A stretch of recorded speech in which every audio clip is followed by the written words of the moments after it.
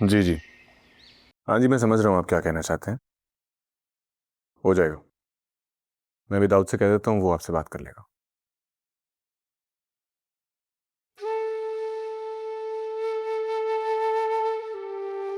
मैं जानता हूँ कि जब तक मैं तुमसे किया गया वादा पूरा नहीं करूंगा, तुम मुझसे ठीक तरीके से बात भी नहीं करोगी। तुम आज भी मुझे समझने में गलती कर रहे हो शाहनवाज। ये कोई ऐसी शर्त नहीं है जिससे हम एक दूसरे पर नाराजगी जाहिर करें। इस सब का ताल्लुक मेरे और तुम्हारे रिश्ते से बढ़कर है। और रही बात इलेक्शन की, ये इलेक्शन जीतकर तुम सिर्फ मुझे नहीं पाओगे, बल्कि मैं ये चाहती हूँ कि तुम ये इलेक्शन जीतो और लोगों के दिलों में जगह बनाओ, उनका प्यार पाओ। मैं जानता हूँ कि मैंने इलेक्शन लड़ने का फैसला बहुत जल्दबाजी में किया, लेकिन मैं ये नहीं चाहता कि मॉम की गैर मौजूदगी की वजह से ये पार्टी टूट जाए। फैसला भले जल्दबाजी का हो, लेकिन अगर ये जंग पूरे दिल से लड़ोगे और सच्चाई का साथ दोगे तो तुम हारोगे नहीं, बल्कि जीत कर निकलोगे। देखो मेरा मुझे इस सिचुएशन में तुम्हारा साथ चाहिए। शाहनवाज, एक बात याद रखना, नाउमीदी से कभी भी कुछ हासिल नहीं होता। क्या तुम्हें खुद पे भरोसा है? अगर तुम्हें खुद पर भरोसा है तो दुनिया चाहे जो भी कहे, तुम्हारे इरादे कमजोर नहीं पड़ सकते, तुम कमजोर नहीं पड़ सकते। मैं समझती हूँ कि अगर इन सब बातों की बजाय तुम अपने मकसद पर ध्यान दो तो तुम नाउम्मीद नहीं होगे। निशा, ये इलेक्शन की जिम्मेदारियां, ये सब काम, मुझे नहीं समझ आ रहा कि मेरी इलेक्शन कैंपेन कैसे स्ट्रांग होगी। निशा, तुम्हें लगता है कि इस हल्के के लोग मुझ पर एतमाद करके मेरा भरोसा जीत पाएंगे? लोगों का यकीन सिर्फ एक ही सूरत में हासिल किया जा सकता है, अगर तुम खुद को उन्हीं के बराबर समझो तो। उनके पास जाओ, उनके दुख और तकलीफ बांटो, उनकी जिंदगी का एक हिस्सा बनो और उन्हें ये यकीन दिलाओ कि तुम जो भी करना चाहते हो उनके भले के लिए करना चाहते हो और तुम हमेशा उनके साथ रहोगे, उनके लिए बहुत कुछ अच्छा करना चाहते हो।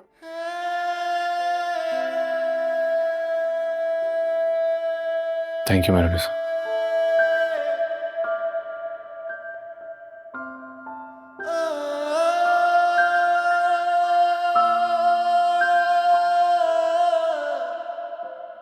मेरे साथ अगर नई जिंदगी शुरू करना चाहते हो तो एक नया शाहनवाज बनो, वो शाहनवाज जो झूठ, फरेब और धोखे से पाक हो।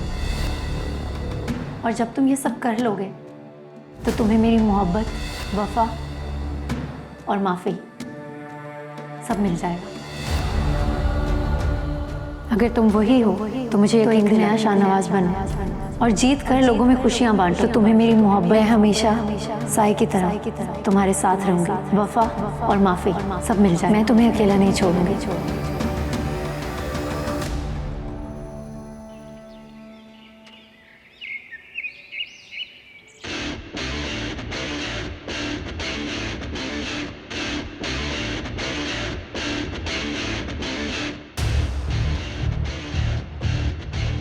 जिंदगी हमें एक ही बार मिलती है और हमारी जिंदगी को खूबसूरत बनाने वाला इंसान भी हमें जिंदगी में एक ही बार मिलता है। और मुझे लगता है कि मुझे वो इंसान मिल गया।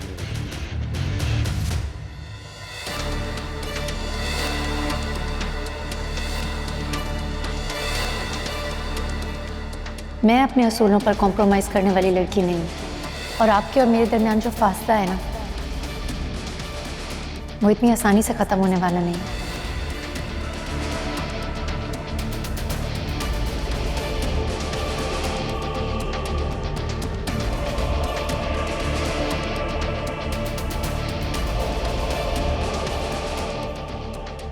अगर तुम वही हो तो मुझे यकीन दिलाओ और दिल से ये इलेक्शन जीत कर दिखाओ और जीत कर लोगों में खुशियां बांटो।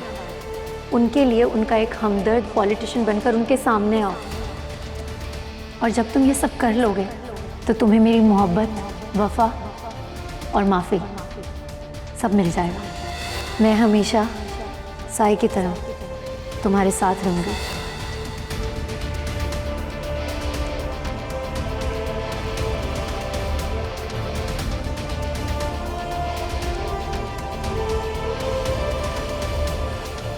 बताओ, तुमने अमल से बात की?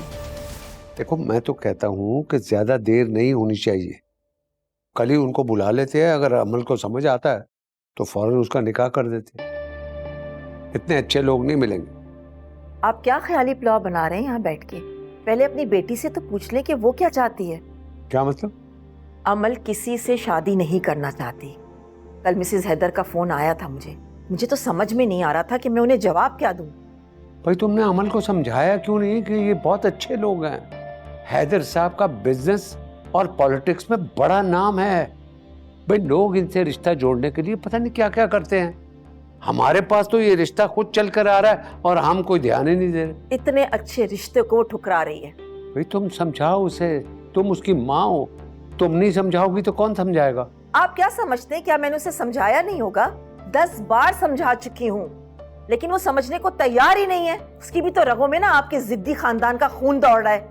इतनी आसानी से और इतनी जल्दी नहीं मानेगी। भाई, तुम्हें तो मौका मिलना चाहिए मेरे खानदान को बुरा भला कहने का।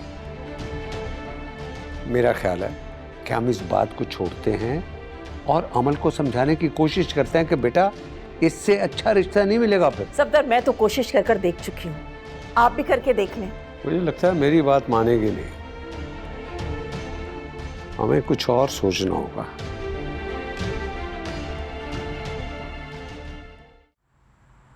और भाई आमना, इतने दिनों बाद चक्कर लगाया, सब खैरियत है? मसरूफियत इतनी बढ़ गई है जब से मैंने अपनी बेटी की शादी की है। ऐसा लगता है कि सारी जिम्मेदारी मेरे सर पे आ गई हो। ये तो है। बेटी कैसी है तुम्हारी? अल्लाह का शुक्र है, अपने घर में बहुत खुश है माशाल्लाह से। अस्सलाम वालेकुम आंटी। वालेकुम अस्सलाम। अम्मी, मैं ज़रा महाम की तरफ जा रही हूँ, शाम तक आ जाऊंगी। और बेटा, कैसी हो तुम? तुम क्या रुकने आई हुई हो? हाँ, वो मैं बहुत याद कर रही थी तो राफे से जिद करके मैंने कहा कि 2-3 दिन छोड़ दे। अच्छा, तुम्हारे दामाद ने भेज भी दिया? भाई, बड़ी बात है। मेरी बेटी और दामाद जब भी घर पर आते हैं, मैं तो बोल बोल के थक जाती हूँ कि 1-2 दिन के लिए छोड़ दो मेरे पास। साफ मना कर देता है, नहीं मानता। और कभी ज़बरदस्ती करके रोक भी लो तो 1-2 दिन के बाद दोनों माँ बेटा मेरे सर पे आके बैठ जाते हैं कि आपने तो हमारे घर की रौनक को ही रोक लिया, हमारे घर में तो सन्नाटा हो गया। और सच तो ये है, ना तो उसके मियाँ का दिल लगता है और ना ही उसकी सास का। और वैसे यही अच्छा है परवीन, अगर बेटियाँ अपने घर में खुश रहें तो माँ बाप को और क्या चाहिए। मैं चलती हूँ। अल्लाह हाफ़िज़ अम्मी। ठीक। वैसे बुरा मत मानना परवीन, शादीशुदा बेटियां ना अपने घर में ही अच्छी लगती हैं। तुम भी उरूज को ज़्यादा देर मत रोका करो। जब बेटी का दिल मैके में लगने लगे ना तो वो ससुराल में एडजस्ट नहीं कर पाती। समझ रही हो ना मैं क्या कहना चाहती हूँ? देखो शाहनवाज, मैं चाहता हूँ कि तुम अमल से बात करो और मैं ये जानता हूँ कि अमल तुम्हारी बात नहीं टालेगी। मैं? मामू, मैं अमल को कैसे कायल कर सकता हूँ? जब आप और ममानी उसे नहीं मना सके तो मामू मैं कैसे मनाऊंगा? देखो शाहनवाज, हम कोशिश कर चुके हैं और तुम अच्छी तरह जानते हो वो कितनी जिद्दी है। तुम्हारे साथ उसका बचपन गुजरा है, तुम अच्छी तरह जानते हो तुम उसे कैसे मना सकते हो। तो प्लीज इनकार मत करना। मैं तुम्हारे पास आखिरी उम्मीद लेकर आया। ठीक है मामू, मैं कोशिश करके देखता हूँ। देखो शाहनवाज, तुम अपनी जिंदगी में सेटल हो चुके हो, खुश भी हो, तो क्या मेरी बेटी को खुश रहने का कोई हक नहीं है? और तुम अच्छी तरह जानते हो अगर वो आज जिंदगी में अकेली है तो उसके जिम्मेदार तुम हो। मैं ये नहीं कह रहा कि तुम मुजरिम हो, तुम्हारा हक है कि तुम जिसके साथ चाहो जिंदगी गुजारो। कम से कम इस बात की जिम्मेदारी तो कबूल करो और अमल को आगे बढ़ने के लिए उसकी मदद करो। मैं कह तो रहा हूँ मामू कि मैं पूरी कोशिश करूंगा, जो बेस्ट हो सकेगा वो करूंगा। देखो शाहनवाज, हम कोशिश कर चुके हैं और उसका कोई रिजल्ट हमारे सामने नहीं आया। देखो, तुमने अमल को राजी करवाना है और तुम मुझसे वादा करो कि तुम उसे शादी के लिए रजामंद करोगे, और ये सिर्फ तुम ही कर सकते हो और तुम ये बात जानते भी हो। ठीक है मामू, लेकिन आप परेशान मत हो। मैं आपसे वादा करता हूँ कि मेरे से जो बेस्ट हो सकेगा मैं वो करूँगा। मैं समझाऊंगा उसे, आखिर मेरी कज़न होने के साथ साथ मेरी दोस्त भी तो है वो। और तुम्हारी इस दोस्त को तुम्हारी इस वक्त बहुत ज़रूरत है। ठीक है मामू, आप परेशान मत हो, मैं कुछ करता हूँ।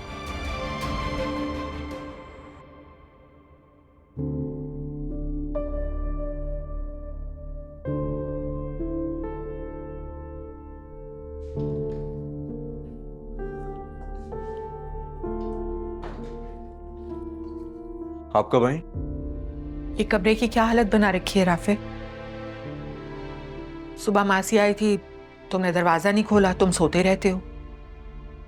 जब वो चली जाती है तो कम से कम खुद ही थोड़ा बहुत साफ कर लिया करो, या मुझे बता दिया करो, मैं कर लूंगी साफ। टेंशन क्यों ले रही हैं आप मेरे रूम की? या मेरे अलावा यहाँ पे बचा ही कौन है जिसके लिए आप परेशान हो या मैं फिक्र करूं? राफे बेटा, रूज को वापस ले आओ। नाम मत लें उसका, अब उसके नाम से भी मुझे कोफ्त होती है। उरूज जैसी भी है बीवी है तुम्हारी, और फिर एक ना एक दिन तो उसे वापस आना ही है ना। मियाँ बीवी के दरमियान झगड़े जितनी जल्दी खत्म हो सके कर देने चाहिए, वरना बात बनने की बजाय मजीद बिगड़ती चली जाती है।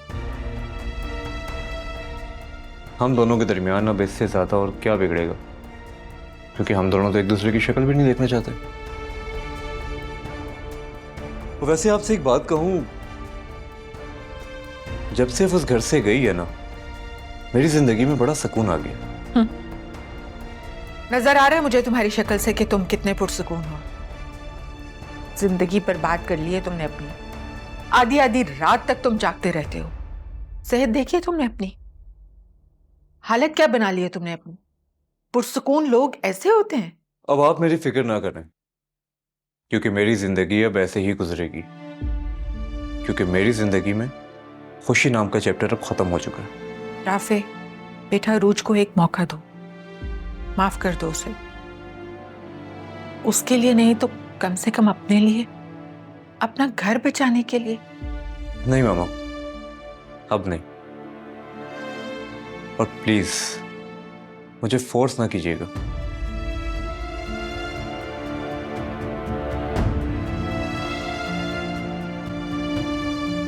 हेलो शाहनवाज, कैसी हो अमन? आज तुम्हें मेरा ख्याल कहाँ से आ गया? दोस्त हो यार तुम मेरी, ऐसे ही याद कर रहा था तो ख्याल भी आ गया। अच्छा ये तो बताओ, कैसी हो तुम? वैसे जैसे पहले थी। कहाँ हो? क्या बात है, एक एक बात पूछ रहे हो जैसे पहले पूछते थे। क्या मेरू को अपनी जिंदगी से निकाल दिया है या वो खुद छोड़कर चली गई है? ऐसा कुछ नहीं हुआ अमल, एक्चुअली बहुत दिन हो गए तुमसे मुलाकात नहीं हुई, तो इसलिए सोच रहा था कि आज तुम्हारे घर पे आज और तुमसे भी मिल लूं। आ जाओ, मैं घर पर ही हूँ। चलो ठीक है, थोड़ी देर तक आता हूँ। ठीक है, आ जाओ तुम, मैं तुम्हारा वेट कर रही हूँ। ओके।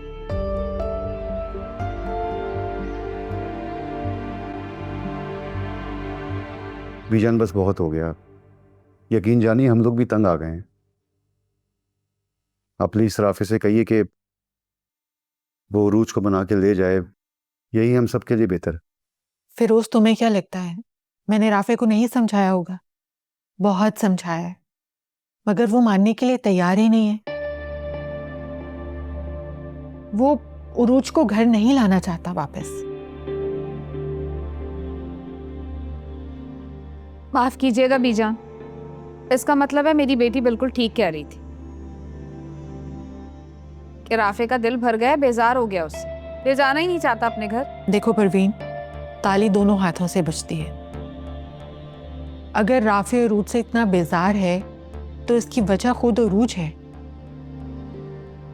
हर वक्त की लड़ाई झगड़े ने राफे को उससे बदजन कर दिया है।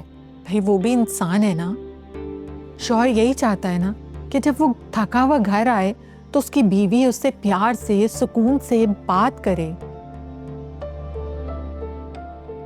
अगर तुम हर वक्त फिरोज से लड़ती रहोगी तो क्या ये तुमसे बेजार नहीं होगा? मैं कब लड़ती हूँ बीजान? ओहो, मैं मिसाल दे रही हूँ। मेरा ये मतलब नहीं है कि तुम मुझसे हर वक्त लड़ती रहती हो। हर शौहर को एक तमीज़दार प्यार करने वाली बीवी चाहिए। ये बात तुम अरूज को समझाओ, तभी इन दोनों का घर बस सकता है। आप ठीक कह रही हैं बीजान, अब उरूज कोई झगड़ा नहीं करेगी। आप प्लीज़ राफे से कहिए एक दफ़ा आके उसे ले जाए। मैं गारंटी भी ले रहा हूँ कि उरूज ने अगर ऐसा कुछ किया तो फिर मैं जिम्मेदार हूँगा, मगर फिर भी आप उसे लाने के लिए तैयार नहीं हो पा रहे हैं। मैं इस बात को क्या समझूं? फिरोज, मैं तो खुद चाहती हूँ कि उरूज घर वापस आ जाए, राफे और उरूज खुश रहें। मैं आज का तो वादा नहीं करती, लेकिन तुम मुझे कुछ वक्त दो। मैं 1-2 दिन में उसे समझाकर भेजती हूँ तुम्हारी तरफ। ठीक है बीजान, आपने जो सोचा, जो आपने कहा, ठीक ही कहा होगा। मैं इंतज़ार कर लेता हूँ 1-2 दिन।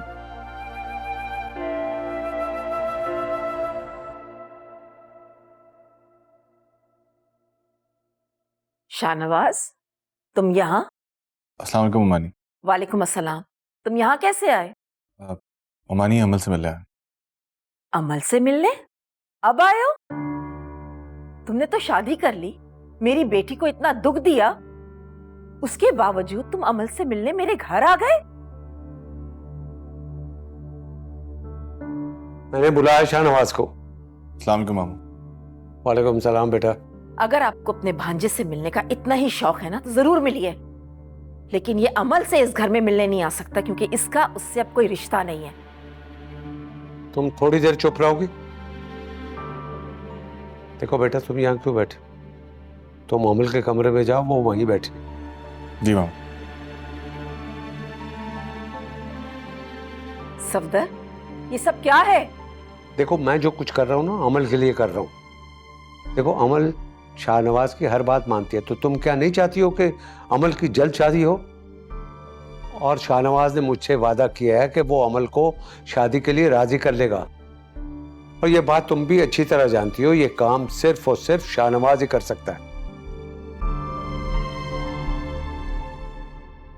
अस्सलाम वालेकुम। वालेकुम सलाम। प्लीज बैठिए।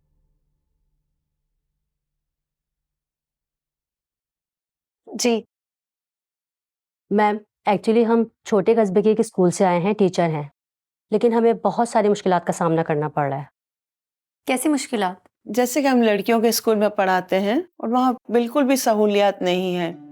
टूटी हुई कुर्सियाँ, डेस्क, ब्लैक बोर्ड है तो खराब है। बच्चों को समझ ही नहीं आता कि क्या लिखा हुआ है। ये तो वाकई बहुत गलत बात है। जी मैम, बच्चों के जो वॉशरूम है वो भी बहुत ख़राब हैं। कभी पानी का मसला हो जाता है तो कभी किसी और चीज़ का। और मैम, आप वैसे भी जानती है कि हमारे यहाँ तालीम का हुसूल कितना मुश्किल है, और लड़कियों के लिए तो पढ़ने की इजाज़त मिलना ही बहुत मुश्किल है। और मैम, फिर वो लड़कियाँ तालीम ही छोड़ देती हैं क्योंकि वो प्राइवेट स्कूल अफोर्ड ही नहीं कर सकती। ये तो वाकई बहुत संगीन मसला है। मैं तो खुद चाहती हूँ कि इस मुल्क की हर एक लड़की तालीम याफ्ता हो, और ख़ास करके ऐसे इलाकों की लड़कियाँ जहाँ पर लड़कियों की पढ़ाई पर भी पाबंदी लगाई जाती है। जी मैम, यही बात है। शाह साहब इलेक्शन में खड़े हो रहे हैं तो क्या वो हमारे स्कूल की हालत बदल सकेंगे? बिल्कुल। शाहनवाज शाह इलेक्शन में खड़े हो ही इसलिए रहे कि वो आप और आप जैसे बहुत सारे लोगों की जो भी मुश्किलात हैं वो हल कर सकें। और मैं शाहनवाज से खुद बात करूँगी। वो ना कि स्कूल आपके आएंगे, खुद विजिट करेंगे, बल्कि जितने भी मसले मसाइल हैं वो खुद से देखेंगे और उन्हें हल भी करेंगे। मैम, अगर ऐसा हो गया तो फिर हमारे यहाँ की हर लड़की पढ़ेगी और आगे बढ़ेगी। इंशाल्लाह ऐसा ही होगा। मैं शाहनवाज से बात कर लूँगी। आप प्लीज़ जाते हुए बाहर स्कूल का एड्रेस और नंबर लिखवाते हुए जाइएगा। आप चाय पीजिए ना प्लीज़, चाय।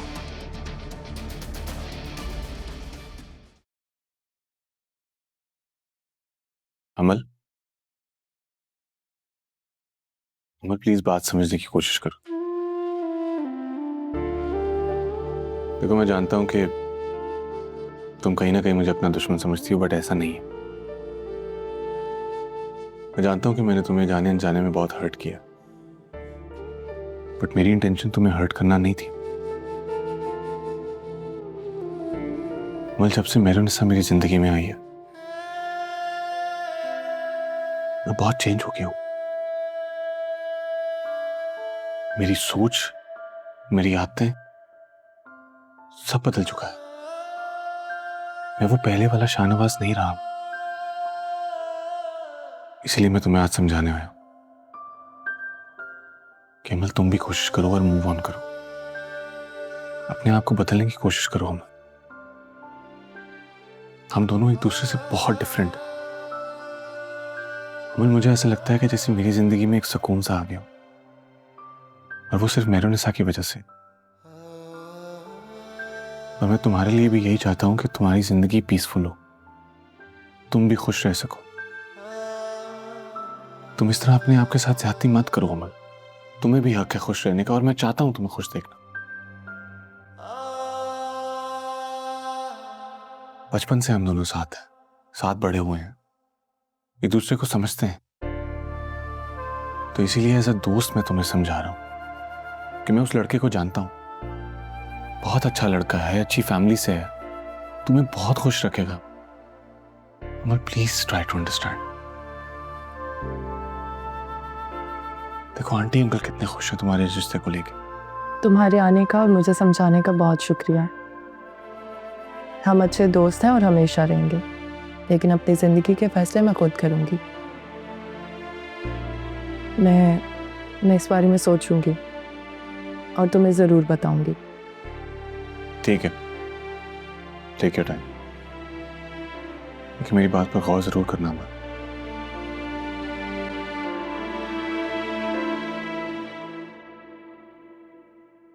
परवीन, मुस्कान को कुछ लोग देखने आ रहे हैं। तो बुला लें, मैंने मना कब किया?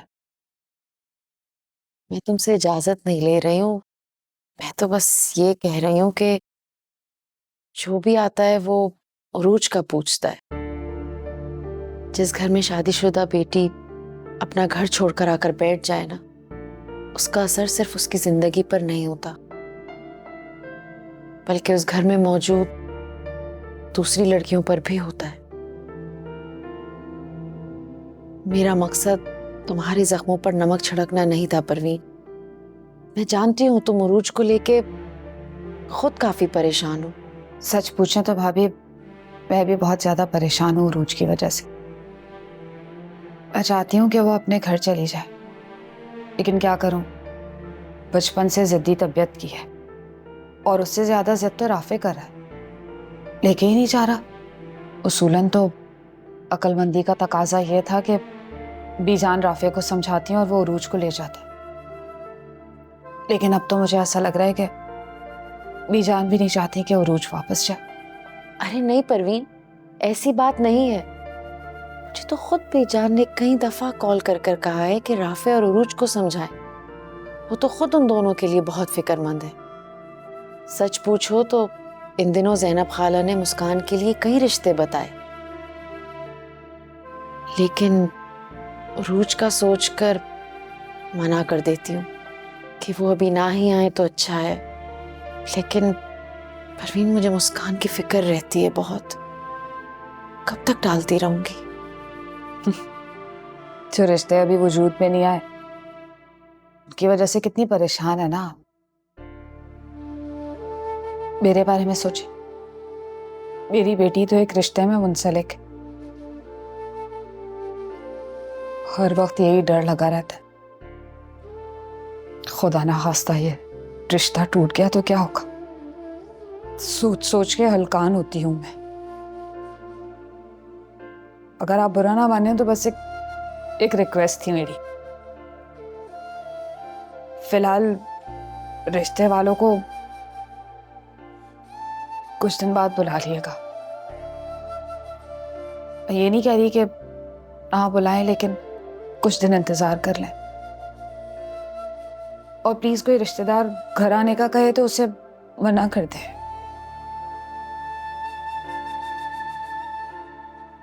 मैं वजाहतें दे दे के थक गई।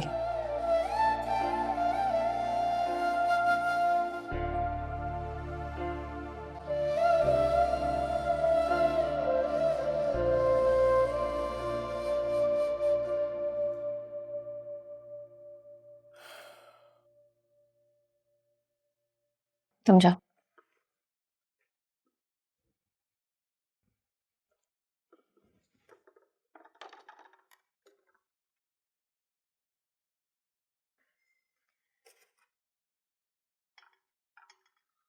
रात काफी हो गई है, सोना नहीं आज आपको?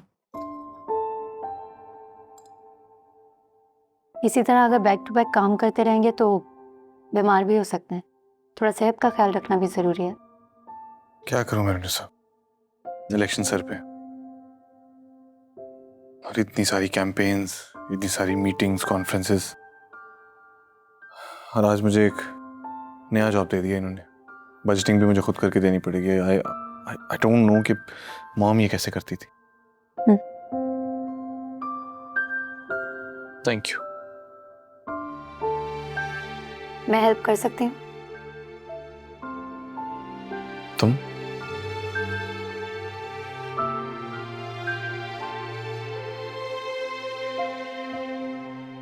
सो बेसिकली ये आप लोगों की बजटिंग है।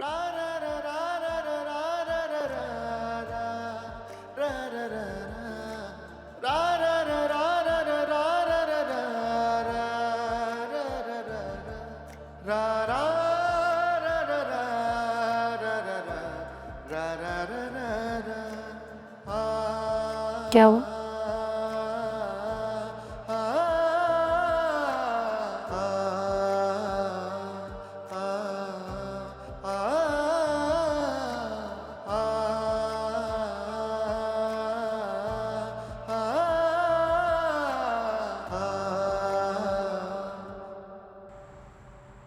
आपका सूट रेडी है, आप कब आ रही हैं या फिर मैं भिजवा दूं आपकी तरफ?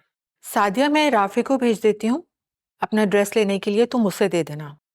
लेकिन अच्छा होता अगर आप आ जाती, यहीं पर ही ट्राई कर लेती, कुछ भी अगर एडजस्टमेंट करने तो मैं करके दे देती ना आपको। असल में सादिया, राफी और रूज को मिलने के लिए तैयार नहीं है। मैं चाह रही थी कि सूट लेने के बहाने उसे वहां भेज दूं। तुम उसे समझाना, वो तुम्हारी बहुत इज्जत करता है, तुम्हारी बात मान लेगा। लेकिन पीचान, उरूज, तुम अरूज की टेंशन नहीं लो। मैं परवीन से कहती हूँ कि वो अरूज को समझाए और राफे के साथ भेजने के लिए तैयार करे। तुम जानती हो ना, मियाँ बीवी की आपस में सुलह करवाना कितना नेकी का काम है। हम तो बस यही चाहते हैं कि वो दोनों खुश रहें। ठीक है बीजान, आप राफे को भेज दें, मुझसे जो हो सकेगा मैं करूंगी, समझाऊंगी उसे। मुझे तुमसे ऐसी ही उम्मीद थी। बहुत शुक्रिया। खुदा हाफिज। खुदा हाफिज।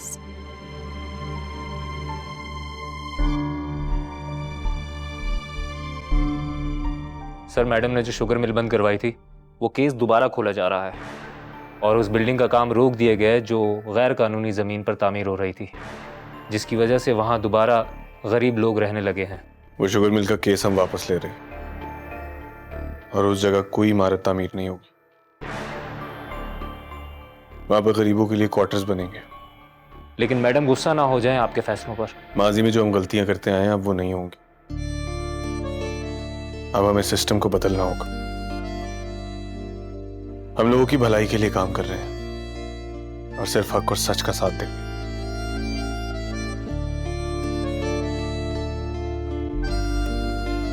तो मैं कल की मीटिंग अरेंज कर लूं? हाँ।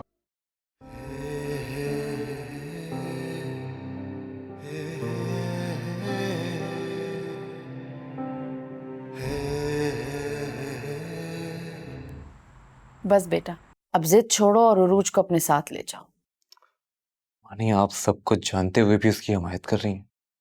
आप ये बात जानती हैं कि उसकी नेचर कैसी है। बेटा, अगर वो जज्बाती है तो तुम तो अक्ल से काम लो ना।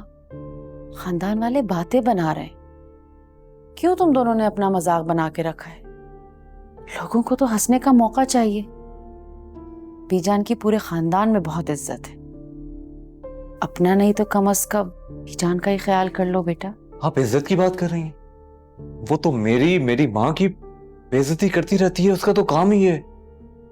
मैं सिर्फ और सिर्फ मामा की वजह से चुप हूं, वरना मैं तो कब का इसे छोड़ चुका होता। अच्छा बस ठीक है, ये बातें मत करो। अब उरूज को अपने साथ लेकर जाओ। राफे बेटा, कैसे हो? जी ठीक हूँ। जाओ चाय बनाओ राफे के लिए, सामान समेटो और उसके साथ घर जाओ। मैं चाय नहीं पीऊंगा। हम एक काम करते हैं, खाना लगाते हैं, फिर सब मिलके साथ खाना खाएंगे। नहीं मोमानी, मुझे भूख नहीं है। तुम इतने नखरे क्यों कर रहे हो? मुझे लेने आए हो या मुझ पे एहसान करने आए हो? देखिए मोमानी, इससे कहें मैं इस पे एहसान ही कर रहा हूँ। तो मत करो ये एहसान। तुम्हें यहाँ आने के लिए कहा भी किसने है? अगर मुझे पता होता कि मामा मुझे काम के बहाने तुम्हें लेने भेज रही हैं, तो शायद मैं कभी ना आता। ओह, तो तुम्हें बीजान ने यहाँ भेजा है? हाँ। इसका ये मतलब है राफे कि तुम खुद से यहाँ नहीं आए हो, ना ही तुम दिल से ये चाहते हो कि मैं वापस आऊं। सही समझा है तुमने। जब तक तुम अपना रवैया और अपनी आदतें नहीं बदलोगी ना, मेरे दिल में तुम्हारे लिए कोई जगह नहीं है। तुम्हारे दिल में मेरी जगह कभी बन भी नहीं सकती, क्योंकि तुम्हारे दिल में तो कोई और बसा है ना। रोज खामोश हो जाओ, मैं कर रही हूँ ना बात। अम्मी क्या बात करेंगी आप इससे? आप सुन नहीं रही क्या बोल रही है? खामोश हो जाओ तुम दोनों। इस तरह बहस करते रहोगे तो लड़ाई तो कभी खत्म ही नहीं होगी। सबसे बड़ा मसला तो यह है मोमानी कि इस लड़की को इसकी जुबान पे काबू रखना नहीं आता। जिस दिन इसकी जुबान काबू में आ जाएगी ना, इसको घर पे भेज दीजिएगा, मैं लेने भी नहीं आऊंगा। राफे, राफे बेटा, राफे।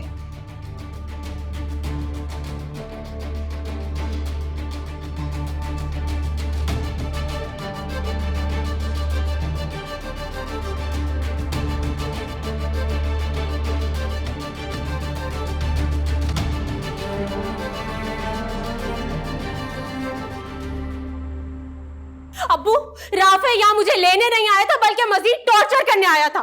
उससे ये बात बिल्कुल बर्दाश्त नहीं हो रही कि मैं अपने घर में सुकून से बैठी हुई हूँ। आप जाके बीजान को बताएं कि उनके बेटे ने मुझसे कितनी बदतमीजी की है। और तुमने तो बड़ी इज्जत और मान दिया ना उसे। अम्मी आप वही थी, आपने देखा ना लड़ाई राफे ने शुरू की थी। अरे तो तुम खत्म कर देती ना, क्या फर्क पड़ता है। सही कहती है बीजान के तुम्हारी जबान नहीं रुकती है। मैं और सादिया तुम्हें इशारे कर करके थक गए। बजाओ जो कैची की तरह जबान चली है, रुकी हो कहीं पे। अम्मी आप मेरी माँ हो क्या राफे की हिमायत करिए? अच्छी औरतें हमेशा अपना घर बसाती हैं कॉम्प्रोमाइज करके, तुम्हारी तरह बोझ बन के माँ बाप के सर पे नहीं बैठती। अब्बू आप देख रहे हैं ना अम्मी मुझ पे किस तरह से इल्जाम लगा रही है। आप लोग नहीं चाहते ना मैं यहाँ रहूं, मैं यहाँ नहीं रहूं। दफा हो जाए यहाँ से, दफा हो। उरूज, उरूज बेटा बात सुनो। कोई जरूरत नहीं है उसे रोकने की फिरोज। बहुत कर ली इसने अपनी जिद पूरी, बहुत हो गई इसकी मनमानी। अब वही होगा जो मैं कहूंगी। अरे चुप हो सकती हो तुम? हर वक्त बोलती रहती हो, बोलती रहती हो। थप्पड़ मार दिया उसको। अब ऐसे क्या देख रही हो? ये जो वो कैंची की तरह जुबान चला रही है ना, वो सब तुम्हारी वजह से, तुम्हारी ही तरबियत का नतीजा है। ठीक कहते हैं लोग, बेटियां माँ की परछाई होती हैं। हाँ, जब कहीं जोर नहीं चला तो मेरी तरबियत पे सवाल उठा ले भाई। मैं आपसे पूछती हूँ कि आप कहाँ थे? आप कौन सा बैरूने मुल्क मजदूरी करने गए थे? बैठ के कर लेते ना तरबियत अपनी बेटी की। अरे सारा दिन घर से बाहर होता हूँ, तुम लोगों के लिए कमाता हूँ, तुम्हें खिलाता हूँ, और क्या करूँ मैं? हाँ, तो हम कौन सा घर में बैठ के झूले झूल रहे होते हैं? हम भी मेहनत मुशक्कत ही कर रहे होते हैं। चली जाऊंगी ना इस घर से, तब पूछूंगी कि आपको 2 वक्त की रोटी देता कौन है। हाँ जाओ जाओ जाओ, तुम्हारे मामू मामानी है ना, जाओ उनके घर पे जाकर रहो, वहीं रहो, वहीं तुम सुकून से रहोगी। रहूंगी सुकून से। 1 वक्त की रोटी भी किसी ने पूछ ली ना इस घर में तो मैं आऊंगी तुमसे पूछने। जाओ, देखता हूँ मैं, जाओ।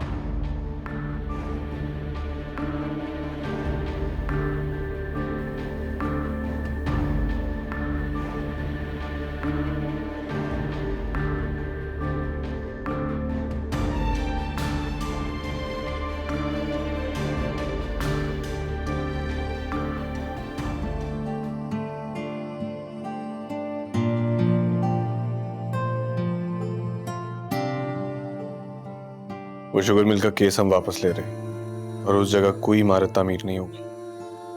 वहां पर गरीबों के लिए क्वार्टर्स बनेंगे। माजी में जो हम गलतियां करते आए हैं अब वो नहीं होंगी। अब हमें सिस्टम को बदलना होगा।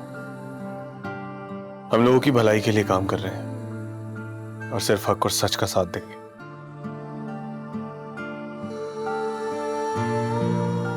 तुम्हारा एक गलत फैसला तुम्हें एक आम सा इंसान बना देगा और एक सही फैसला मुझे एक बेहतर शाहनवाज बना देगा। मर्जी तुम्हारी। एक दिल जो दर्द का मारा, जो पास था वो सब हारा। इस बात को कोई जाने ना, एक दुश्मन जान से प्यारा। ख्वाबों का जहां पर